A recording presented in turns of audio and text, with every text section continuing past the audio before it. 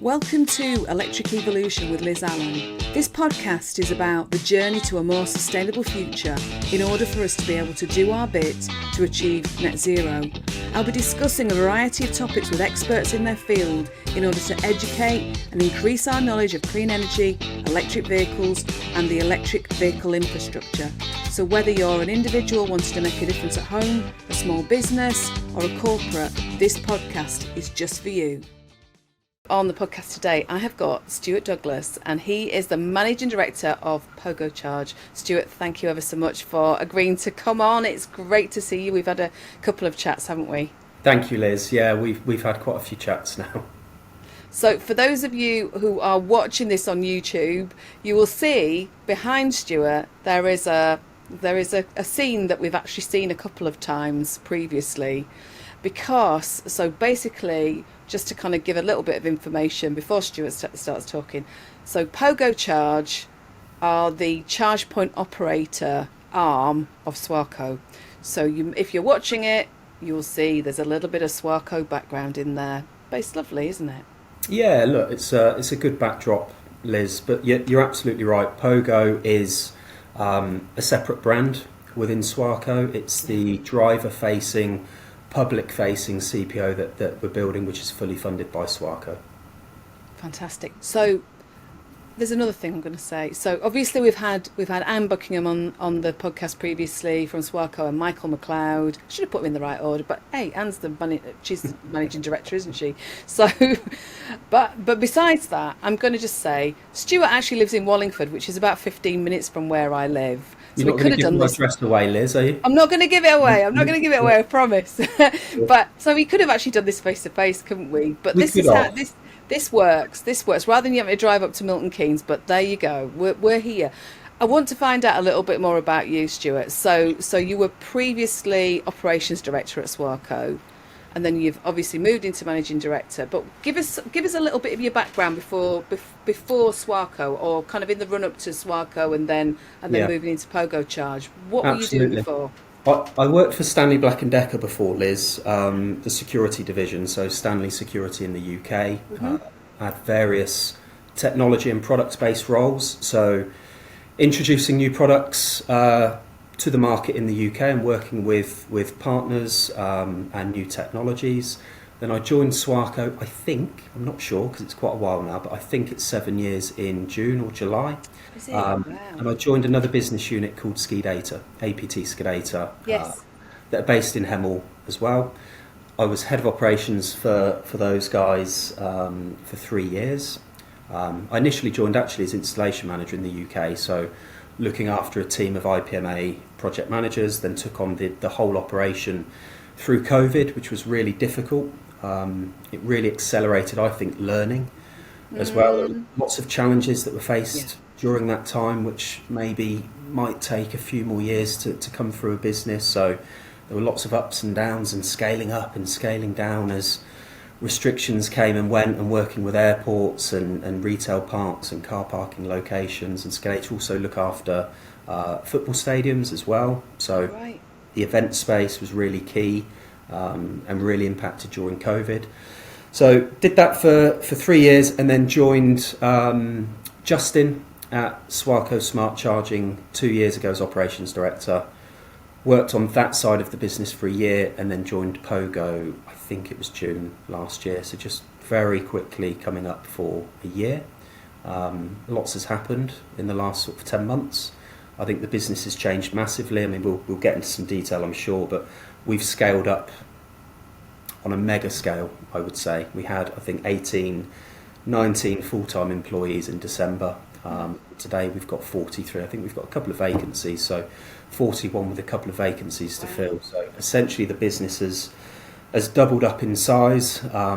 That's been driven by success and some of the partnerships that we've struck recently that have been released to the press with Q Green Hotels and LCP, and that's helping us to establish a national footprint really, really quickly. I was going to say, when we first started talking as well, we spoke a few weeks back, didn't we? You were talking about the USP of Pogo. What can you just explain to everybody What was the main USP for you guys as a brand when you first set up? What was kind of like the rock that you know is going to go through the middle of you? What was Yeah, that? absolutely. We've got a couple. I think it's really difficult in this space actually to carve out a USP. Essentially, we're taking energy from the grid and we're putting that into drivers' vehicles in the quickest, most efficient way. Accessibility is what underpins the brand at Pogo, and we talk a lot about accessibility, about bay widths and lengths and hashed areas, but for us, it's also payment. It's the technology. It's making sure the network's open for everybody to use. You know, you hear the term interoperability thrown around quite frequently. I think for me, that all encompasses accessibility. So we take into account the layout of a location. We make sure that that's as accessible as it can be. Not always easy. If we've got a greenfield location, we'll absolutely make sure that we're completely compliant. Some of the challenges that we face, and other CPOs that do a really good job of accessibility as well, by the way, do have limitations with some landowners, but generally they're quite good. So there's that element of it. There's also the product element, the cable management to make sure that it's easy to use. People that might struggle with weight, you know, some of these cables are really heavy. So we've got cable management incorporated into the ultra rapid charging today, and payment as well is another one. I know that some networks can be restricted with RFID cards. We already are open, but we're working to be as open as we possibly can. I mean, we've got partnerships in place with Power, which is a fantastic fleet card provider. We've got Octopus, so that sort of helps with roaming. It's a card that will go across different networks. Every single one of the ultra-rapid units that we deploy today will take contactless payment as well. So there's lots of different choices for the drivers. So payment, the technology, the cable management, the bays. And I think the screens really helped as well for us. So you'll have seen on the ultra-rapid charger, we've got the 32-inch advertising grade screen. That also provides people with a lot of control around the charge. So you can limit how much you want to take from the charge. So if you're popping away and actually you only want to spend £20 on your charge, you can use the screen and you can set the charge limit to £20. You can go and do your shop and you know that you've not spent 30 or 40. You've capped it to £20. So that customer journey piece centred around accessibility is really what underpins the brand. We've got a couple of other key areas that I think help to set us apart. Speed of delivery is something that we've spoken a lot about, and actually we're delivering, and we can evidence that now really quickly. We're very lucky in the fact that we hold stock in the UK, and all of the services, aside from the civils piece, is done in-house. You know, we've got a full CAD office that we've invested in. We've just bought legals in-house with the recruitment of Agne that joined us. The operational teams have now grown to 21 with pre-construction and design, and then the construction itself. So that speed of delivery is really key. The stock holding based on forecasting, it means that we can enter into an agreement, and as soon as we've got the agreement and the lease, we can actually go and break ground, and we don't wait for stock to arrive. We don't have to outsource CAD. We don't have to outsource project delivery. So it puts us in a really, really strong position, I think. It's all there then, isn't it? It's all there. Everything that you need, and also to give the EV driver a smooth customer journey. You've kind of thought through, haven't you? I believe so. I think the message that I've been giving, certainly internally, is I think we've set the business up to deliver a really special year this year. We've invested in the right areas. We've got the stock. We're lucky to have a really healthy pipeline. And back order book.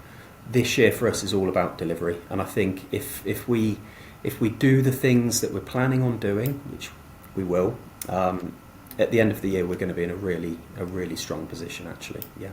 Fantastic. So you spoke about partnerships. So who are the partnerships that you're working with, and who specifically are your intended clients? Who you look, who do you work with? Yeah, absolutely. I mean, the sectors that we're going after: roadside, retail, hospitality. We're starting to look at some local authority spaces as well at the moment. Retail in particular, and hospitality actually, we've done really, really well with. the partnerships that we're working with, I mean, if you're talking in terms of technology partnerships, it would be the likes of Power and Octopus, which I've mentioned already. We're working with Kate and the team over at Charge Safe. Again, that accessibility, the user experience is really important. We're starting to look at retrospectively applying some initiatives which incorporate additional signage, lighting, CCTV, bay monitoring. That will come through the portfolio as we grow throughout the year as well. So those partnerships are really important. We also rely heavily on the civil contractors that we work with. They're, they are partners. It is a partnership approach. We're really open and transparent with our programme. We're issuing a 12-month rolling programme, which Dan O'Boyle has done a fantastic job with, our operations director, and it's giving lots of people visibility now so that they can understand what's going to be required well in advance. It's given us a lot of control. So yeah, look, they're the really key partners. Of course, products as well. The product that we're using primarily on the estate at the moment is the iCharging unit, which is that touchscreen unit with the cable management, and it's got the pay-to-payment terminal. It's giving drivers, I think, a really good experience, and it's giving us a really nice platform in the retail space to go out there and start talking about how we can use that screen to increase footfall and drive footfall into different areas of their estate with the use of advertising. I do like the idea of actually being able to set the charge to kind of a specific monetary value, because like you say, I've got to say, I haven't seen anything like that in public charging anywhere, so for that ability, and I might be wrong, so somebody can tell me if they're watching and listening to this, if there are other organisations that do that, but I personally haven't seen that being kind of enabled on anything. Yeah, to offer some credit, I mean, I've got a Tesla.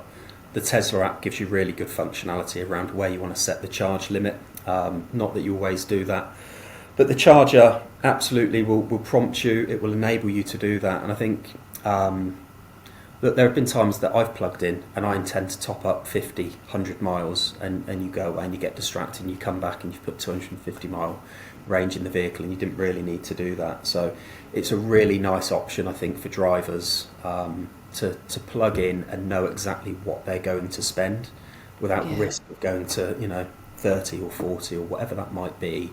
They can set that out there at the start and then go and enjoy a coffee, a cake, whatever it is that they're going to do. If they're anything like me, it would be cake, coffee.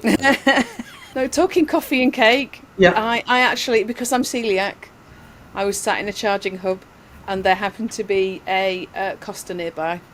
So I went and picked up, because I'd not really eaten very much that day because the place that I went to didn't have any gluten-free food. Yeah. So I decided to stuff my face with a gluten-free brownie and something else that I thought was gluten-free. And the end up, I realised, I opened the packaging and I was like, this doesn't look gluten. This doesn't look like what I was thinking. So I ended up, it's me being quite kind. I went and knocked on the person next to me on their door and went, excuse me, I've got this. I'm celiac. I can't eat it. I don't want to throw it away. Would you like to have it? And she was like, oh yes, of course I'll have it.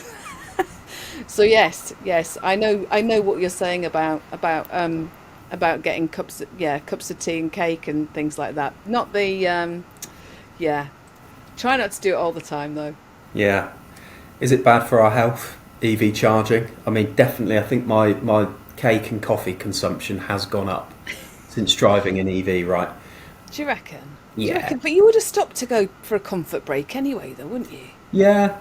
I think you're right. I think my dietary choices have just changed, right? Petrol station would have been a packet of Haribo and maybe a can of fizzy drink, and now it's a Costa or a Starbucks or something like that, and it's a coffee and cake.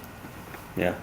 But I mean, at least we're not kind of hanging out. I mean, for your Tesla then, how long, because I don't know this because I haven't got a Tesla. How long is it actually, if you wanted to put on 100 miles, how long is that then? Well, look, if you plug in and eat your cake. Yeah, absolutely. If you plug into the chargers that we use are 200 kilowatts, but dual outlet. So it's 100 either side, or if there's only one vehicle plugged in, it'll give you the whole lot if your vehicle can take it, of course. Yeah.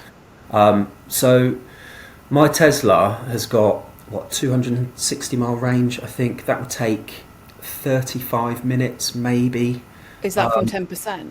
Yeah, from 10%. Okay. So to add 100 miles, not long at all, 15 minutes, maybe 15 minutes. Yeah, So what, for you to shove 2 cakes in your mouth shove and 2 some cakes coffee? in. Yeah, absolutely, and the coffee to go.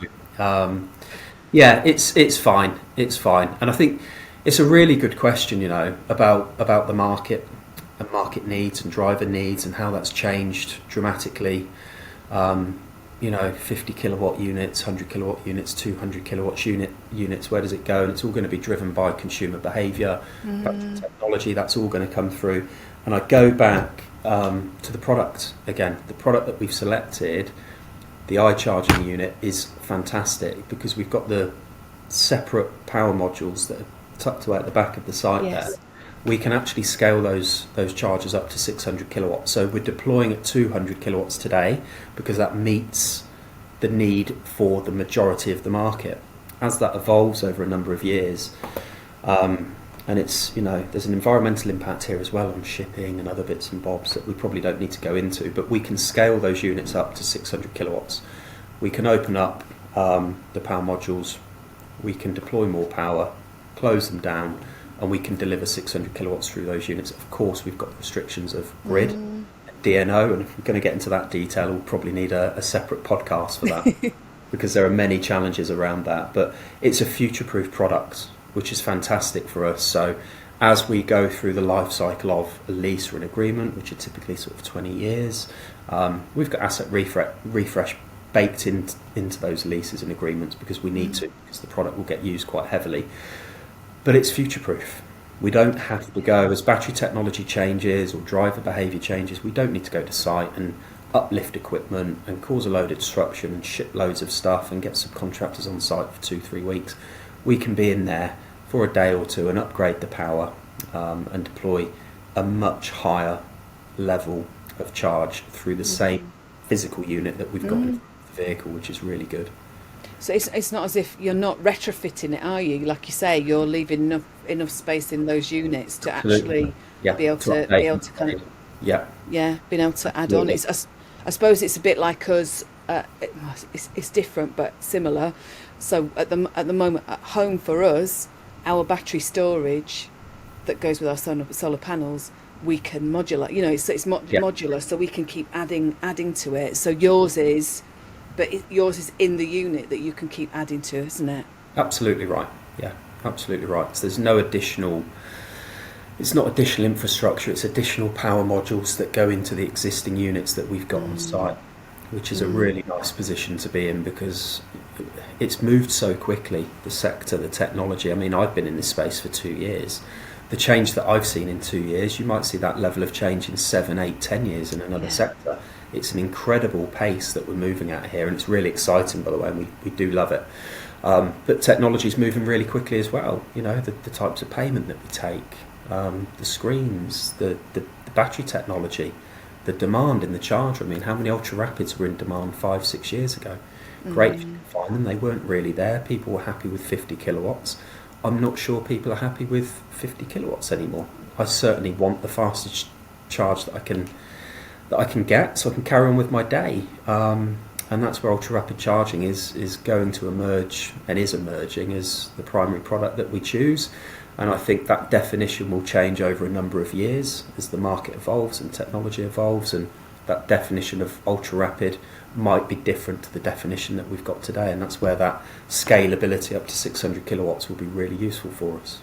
I mean, to be honest, you can tell me what you think about this. I would like the fast, ultra rapid, that terminology. I would really like that to be simplified, because otherwise, what are we going to have? Uber mega, fast as the flash kind of charging, that kind of stuff. It just, to me, it's great for. I still think we're still in early adopter phase. I think people that were ahead of it were the pioneers. The ones that have been driving EVs for the 5, 6, 7, 8, 9, how many years. They were the pioneers. I think I'm an early adopter, And actually, when we go into mainstream, personally, my thinking is, let's just simplify it. It's the KISS, isn't it? Keep it simple, stupid. Yeah, I agree with you. I think it's needed, and it will come in many forms. And I think by its nature, a sector that's going through a scale up, it's in its infancy, it's in a growth stage, it's nowhere near maturity. We're years away from that yet, which is great for us. There's so much more to do and so much to deliver. But standardisation is something that the industry does need, and it will come. And again, not just accessibility or payment, I think everything, the type of design that we put forward, everybody's putting forward best endeavours at the moment, and there is regulation and there is guidance, and you've got PAS guidance and you've got emerging regulation, which is great, but we need a lot more.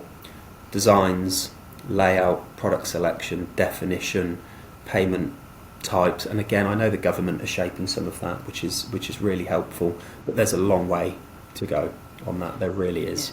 And I hope we can lead in some way. And I know there was some discussion in the past when we were talking about the benefits of Charge UK and how much detail to include on that, but that's where Charge UK will be really useful for us as well, paving the way and acting as an industry-wide voice to try and get some of that standardisation in there. There are so many additional CPOs joining the market every month at the moment. I think we see sort of 45, I think, in our competition pool, which is quite dense. And we don't know when that's going to slow down. Will we see 100 or 200? So standardisation is really, really key for us moving forward. I think that's going to help with the driver experience to standardise that, so people can go into a hub. We need some USPs, but regardless of the brand and the USPs, there are certain criteria that are really standardised across the EV charging sector. Some of that's coming through at the moment, but there's definitely more to do. Yeah, definitely. And like you say, standardising and best practice is what we need to be looking for across all the charging networks, and actually, say for example, kind of standardisation of apps and things like that. Do we need as many apps as we've got? I mean, at the moment, I've probably got about 24 on my phone. Whether I use them all or not is a different thing, because I will utilise certain networks and things like that. But it's kind of like, right, okay, don't have an app.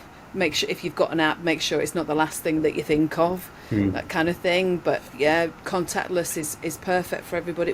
So is there a PogoCharge app then? Yes, there is. Yeah, absolutely. So you can web pay, you can pay on the app, you can create an account. But again, I think the message for us is that it's open. So what we do want to avoid is somebody that's new to our network arriving for a charge and being forced to download an app or to order an RFID card. That's not the experience that we want. No. We want drivers to come in to the hub and use our network in a way that suits them. And I think, we see it in the data, 85-90% of those people will use contactless as a payment method, just because that's what they're used to. Most of the transactions that they complete on a day-to-day basis, whether it's in a shop or somewhere else, will be contactless. But other people might like to consolidate their EV charging, and that's where the likes of, if you're a fleet driver, Power or All-Star are really useful. And if you're not, you might want to consolidate all of your electricity usage through Octopus, which is another fantastic part. Yeah. And that's that interoperability piece where you can go across so many networks and use the same card, and you don't have to manage lots and lots of different apps. So there's a place for apps, absolutely, but the primary market for us is contactless payment, and that's something that's open to everybody, right? I was going to make a joke when you said absolutely. Sorry, that's really that's so rubbish. Yeah, that's so rubbish. That's my type of joke, Liz. That's the type of joke I would deliver. So I'm glad you went there, not me. I'm so sorry. So sorry, everybody. I was going to say, what you just said now about kind of customer, and I was thinking about the journey that you had previously, before we, me and you started driving EVs, and the journey that we had. I know we talked about it with the chocolate at petrol stations, and the lack of customer information that was available. So we're talking now about, we talked about the customer journey, But if you want to keep hold of your customer and find out a bit more about them, because just look at the one thing that an app will do, it will, yes, you're forced to kind of sign up to something. I'm not saying, I'm really not condoning that at all. But what I'm saying is that at least if there's a reason for a potential customer or a customer to sign up to an app, you then have got that information, that customer information. What benefit do you think that would give you versus the old chucking your, going to a petrol station, you chuck your fuel in, you're off. There's no customer contact there, is there? There's no reputation building or kind of info that way. Yeah, I completely get that. It's really, really valid. I think the challenge here is we can't drive people to use the app. Can we deliver a better experience for them? Yeah, we can customise, we can issue promotions, we can understand where they're using charging, where they're not using charging. It's something that we will work on quite heavily through this year, actually, as the network grows, and we've had lots of internal discussions without giving too much away, but on promotions and targeting certain regions and certain types of drivers, maybe to encourage them to use the network. So yes, the app will really support with interaction, I think, and understanding the driver and the behaviours and what they want and what they need, which is really, really key, and making sure we address some of those needs. But it doesn't take us away from the fact that 80-90% of people just want to tap the phone and get on the way. So I think different people need different things, want different things. I think we'll address that for the drivers that want to be engaged on an app. Absolutely, but not force people that don't want to be. No, exactly. It's that choice. So, some people just want to tap that, get in the car, take the charge, go. Other people do want to be engaged and are open to that, and that's absolutely fantastic. It depends on what it is that they want and need, and we will be issuing rewards and promotions through the app that drivers can benefit from. Absolutely, that will come. And I was going to say, that is about taking things over and above, isn't it? It is an addition for your USP. Why would I? Well, because PogoCharge actually provide this information or that information or this promotion.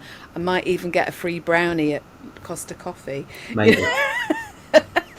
Or just a coffee. Also, it's that, isn't it? It's kind of what can you, just thinking future, future, you're future proofing your system, but it's also future proofing those customers that you want to keep kind of coming back all the time, don't you? Yeah, exactly that. And look, our ambition, our mission is to be a top 3 CPO in the UK, and the only way that works is if we've got engagement with the driver community and we've got a network that's being used.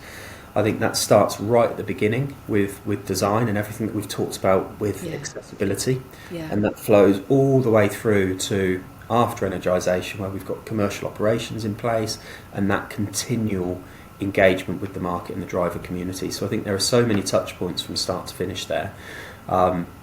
The journey that we're on at the moment, we are primarily focused on that front end. I think that design of the network and making sure we're getting as much right as we can at the front. And then as we move more things through to commercial operation, there'll be a lot more development there. As I mentioned, there's lots of discussions and plans that we've got around that. The day one for us is making sure it's a really open network and it's really, really accessible.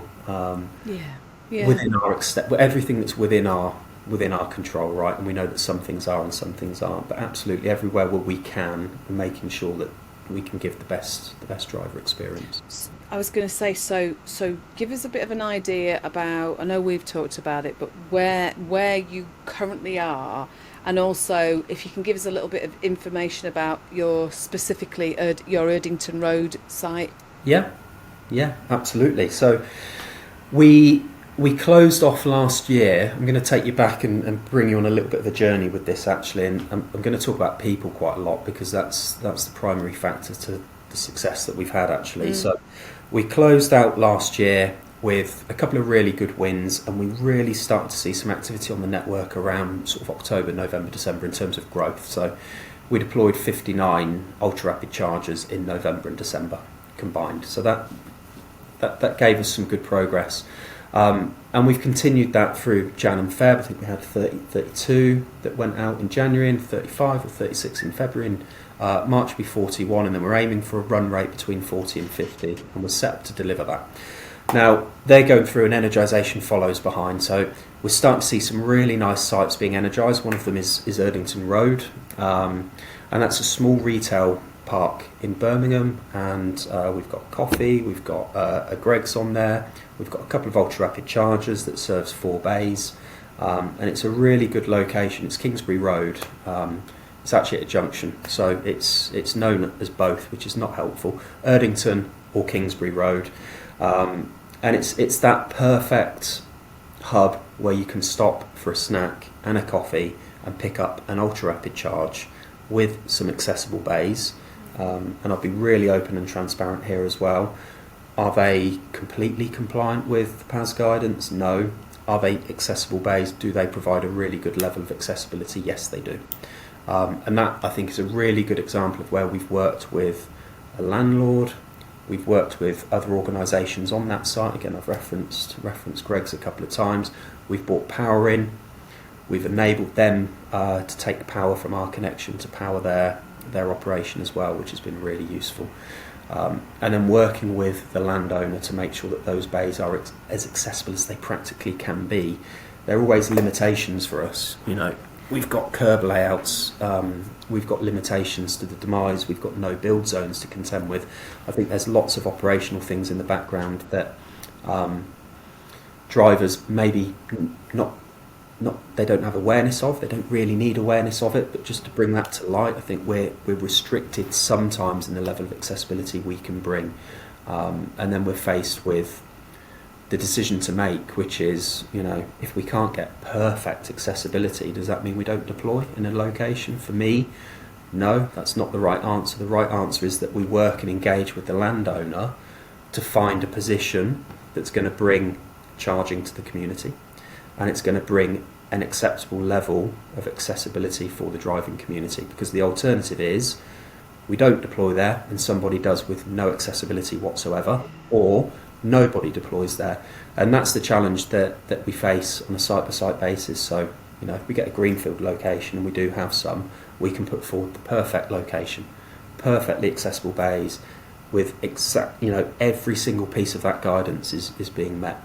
That's not always practically possible on some existing locations, just due to existing layouts or restrictive covenants that might be in place. But I think we've done a fantastic job of meeting the need of the driver on every location that we've deployed on so far, and I'm really confident that I think we've delivered a level of accessibility that wouldn't be bettered by another CPO, because it's just not possible on some of those locations. So I'm really proud of the fact that we can stand up and say that, because I do know that there might be others that would go on there and not do such a great job, but there are other CPOs that do a fantastic job. Osprey do a fantastic job, BV do a fantastic job. It's not just us, there are lots of people sort of paving the way with the accessibility mission at the moment, but I think it's really important to call out some of the limitations that do exist. There's that perfect environment, but if space limits you to that, and you've got a public highway and you can't spill into that area, and there's a no build zone over there, there's only so much you can do. Just trying to find a position, I think, that's practical, meets the need of the driver, meets the need of the landowner, and we've delivered something that we think is the best possible solution that can be achieved on the site.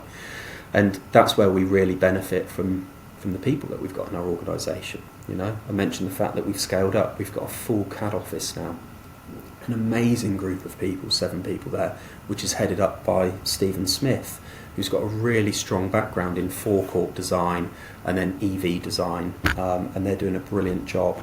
And we've introduced Dan O'Boyle with a background at Aston Martin and battery technologies, and he's doing a really fantastic job of leading that team. And then we've also benefited from Anthony Ribbons joining, who came across from another CPO recently, where he was head of delivery.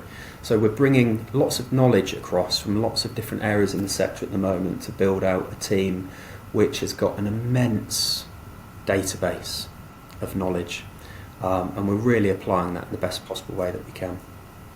I was going to ask you, just going back what you were saying about landowners, how much work do you have to put into the kind of the initial conversations with landowners to get them to recognise that accessibility is a need? Yeah, so some get it straight away, Liz. I think it really depends on how close they are with the client base, with the public. So LCP are amazing.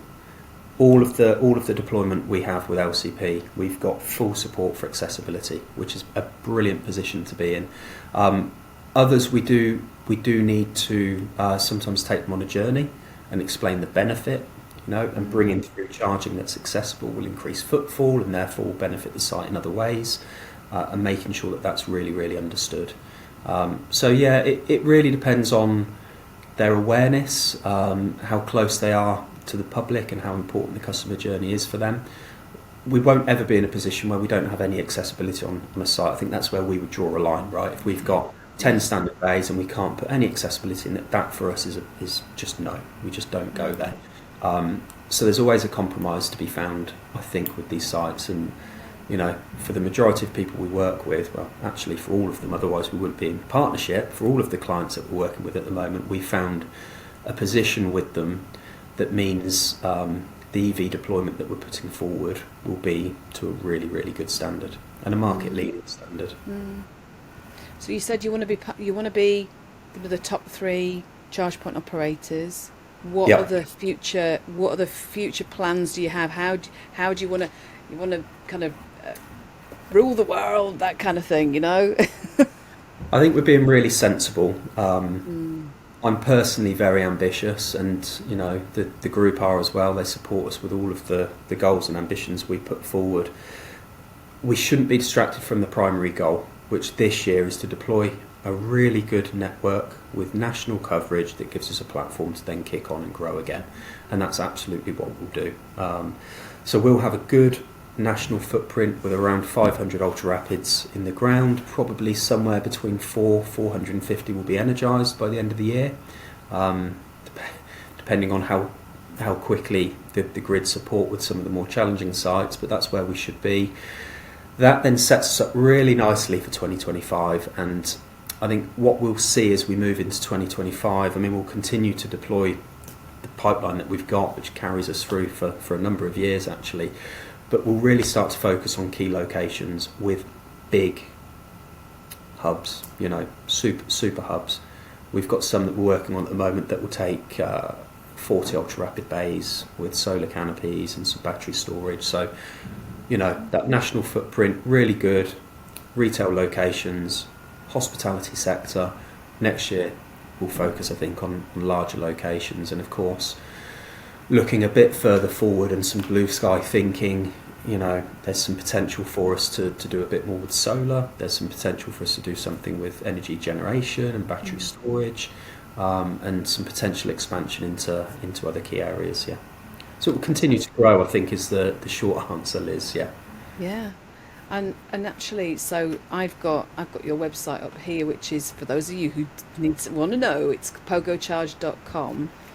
The site is really interesting. You've got all sorts of information on there about your offering and the team and people. Because, like you said, people is a big thing at PogoCharge, isn't it? Absolutely.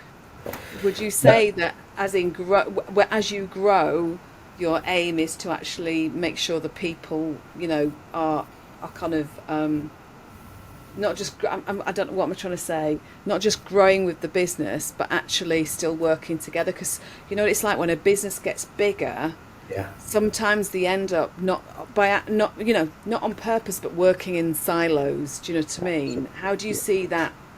We were talking about that today, Liz. It's a really good question, but just before I answer that, I'm just going to mention the fact that the website's being updated at the moment. So I think our go live date is the end of March. So depending on when you go on there, you'll see a really improved and refreshed website, certainly from the start of April. But you're right, growth at that scale is really, really tough to manage. An alignment of teams is really difficult. We have essentially more than doubled the size of our business in a 3-month window, which is, incredible. And it's a really tough ask of people to do that whilst delivering as well and starting to scale up that delivery. So that there are some real challenges with doing that. I think lots of interaction is important. I'm really aware that we've got people in our team, and remote working is a real thing right now. Maybe would be easier a few years ago when everybody was office based and you could get people together and constantly do that. Of course we can use Teams, but off-site sessions with teams and cross-departmental sessions with teams and time to stand down, and I've just started to encourage this actually in our business, that we take some time actually to just down tools and socialise and spend time together and do some off-sites. And initially we had an off-site planned for April where the entire business would come together for 2 days and spend time with one another. It felt like a really good way to kick things off. Unfortunately been delayed, but that will happen around June time for us.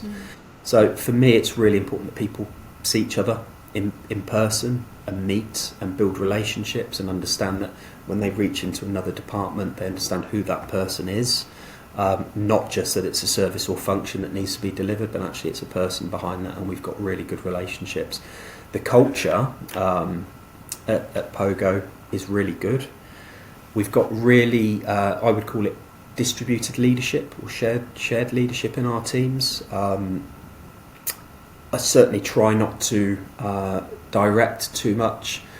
I believe that we've added really strong people to our business, and we've added them to the business because they know what they're doing with that function or that area much better than I do.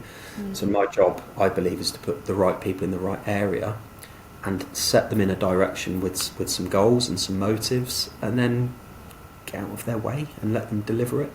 And reach in if I need something and let them reach into me, and of course be there to support them and remove any challenges or blocks that they might have. But I'm a big believer that if we have the right people in the right roles, they'll continue to deliver and drive that to the place that we need it to be, and that's absolutely evident already this year. That's good. And like you say, everything you've double your growth, you double your people. It's just starting to all come to fruition now, isn't it? And you're going to be so we're at the time of recording, and this is going to take a little while to come out. We're just heading up towards everything electric, aren't we? Over in at the Excel. So you're going to be not necessarily exhibiting there, but your team will be around and about everything electric. There's other things that are on as well. There's lots and lots of events going on. Where are you going to be? Yeah, we'll be at Completely Retail this year. That's a real focus for us. As I said before, I think we've seen huge success in that place. We'll target some hospitality events as well for sure. Fully Charged Live in the second half of the year, we'll exhibit there and start to engage the driver community. But Completely Retail, I think, is the next one that's going to hit the radar in terms of a proper exhibition of the product with a stand, etc. It's a really good way for us to gain exposure, understand the sector.